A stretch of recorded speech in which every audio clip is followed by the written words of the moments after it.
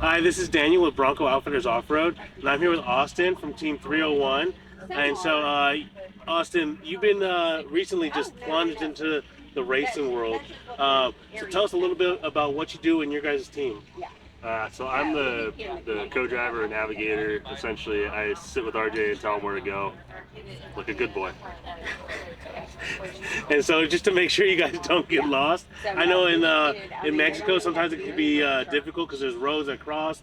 Sometimes it looks like you're maybe supposed to go one way, and you're definitely supposed to go the other way. What are some challenges that you guys have faced so far as like a newer team in the Baja racing world? So yeah, getting lost is not a huge issue. I found you can pretty much keep on the track without any issues, especially because we're one of the last ones to go, so the trail is pretty carved out. Okay. The challenge, especially for us in a slower class 3, is to find the better route. So we pre-ran the 250 and we had a pretty solid idea of where we wanted to go, where we wanted not to go. But by the time you get there, it is so chewed up and the road is so dug in that finding those trails is actually really hard. And that's one of the biggest challenges for us is we didn't really understand how different the course becomes. So a lot of these trails that we spent a lot of time marking were not only hard to see, but inaccessible by the time we got there. Oh. So you really have to ad-lib and just try to do what you can to make up time. As you can see with the 1000 to 250, we're living in the margins, so we're trying as best as we can to just make up 20 seconds here and 10 seconds there. That's one of the biggest challenges, just like learning as we go and figuring out, like, okay, next time we pre-run, Yeah. we got to find an exit earlier, we got to find a way to get across here, Yeah. we got to mark our route less obvious so that maybe people don't know about them. Nice. So it's a huge learning curve. That's the biggest challenge, is we have no experience. So Hey, but you guys have done pretty good so far. So in terms of like, I know that you guys when you guys raced in the Baja 1000 last year, we had like you guys had zero experience, and I don't even know if you were expecting to jump in the vehicle at one point. So tell us a little bit about that and like kind of like how that came about.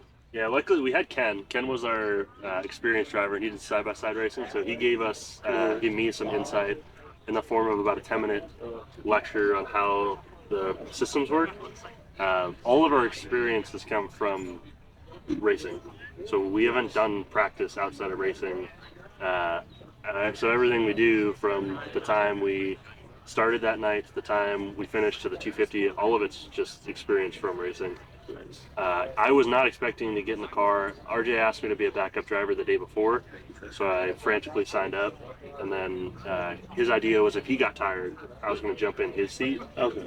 Which about halfway through he did, and he decided I was going to drive. So I got dressed up in Ken's backup suit, and I didn't have a helmet. I was going to wear Ken's helmet that he was in the car. Oh my gosh. Or RJ's. So RJ, yeah, he was tired. He's like, hey man, I want you to get ready. We're gonna swap. And I'd never driven the Bronco at that point. But by the time he got to us, he was feeling all right, and Ken, the navigator, had to get out. So I jumped in the right seat, Okay. and that is the only reason I jumped in. I was actually at that point probably more comfortable driving than navigating.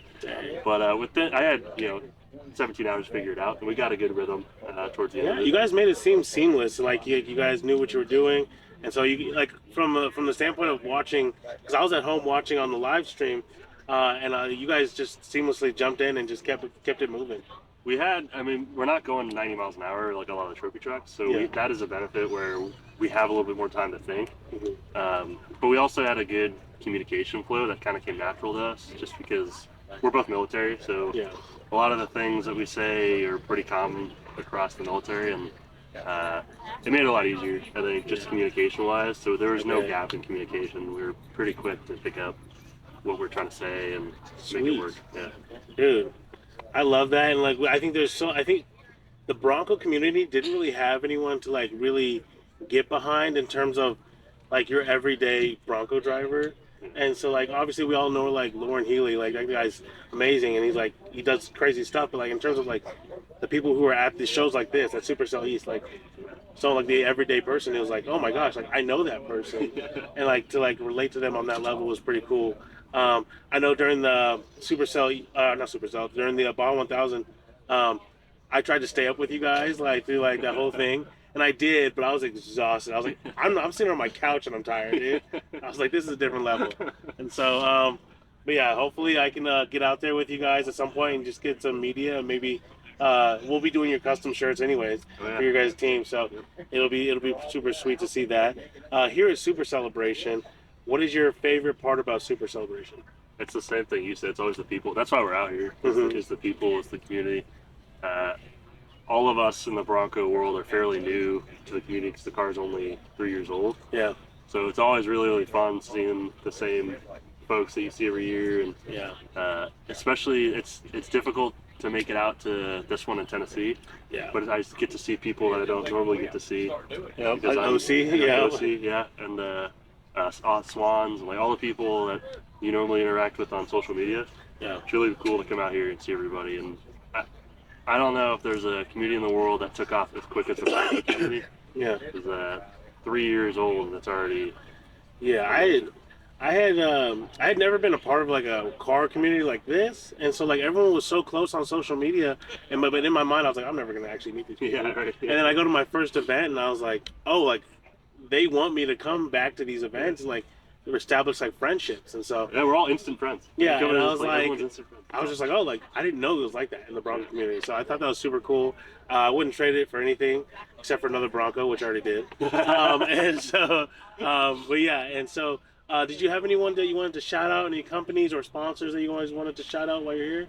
I don't have any sponsors. I'm just along for the ride. But Tom's Off Road, we wouldn't have been able to do this without their help. I know that. Bilstein Shocks is a huge one for RJ. And I have never ridden Bilsteins. I didn't know much about them. Yeah. But after sitting in that car for Oh, he has a 24 hours Raptor. now, So just I for you do to have a know, Raptor. he went straight to Fox. I do Okay. have- but I will say the Bilsteins impressed me so much. I am blown away by the shocks. I'm just saying. They are nice. They are nice. I am seriously a true believer in Bilstein now. RJ's got a whole lot of his sponsors on the other side of the Bronco, and none of those are mine. It's all the race team. So the team itself too. Okay. Caleb, Popo Patty, Popo Patty. Yeah. huge on the pit crew side. Yeah, I remember you guys for the Baja 250. He showed up at my house Yeah. to like put some parts to the side, and I was like, it was like 11 o'clock at night, and I was like half awake. I was like, all right, sure, just put him in the garage. Yeah, he nailed it as our pit boss. Yeah. Everyone else, Rad Media for sure. Like, Oh yeah, they do a great job. Yeah. Gonzo, the man behind the camera over there. The man behind the Yeah. magic. Yeah, there's, and you can't ever talk about everybody, but this is just a group of people going out and trying to make a name for themselves. So without the support of the friends that we have, it's Yeah. not gonna happen. So to everyone, I guess that's Yeah, honestly, there's so many people that to go down the list would be almost impossible. Yeah. But yeah, so essentially, if you want to support Team 301, go on to Bronco Offers Off Road. There's a page just for them. All the profits go straight back to the team. Okay, so we don't keep a dime of that money, which is great. Like, we honestly love that we can support them in that way. And so please go check it out. Austin, thank you for joining us, and thank you for your service as well. Yeah, thank you. All right, catch you guys later.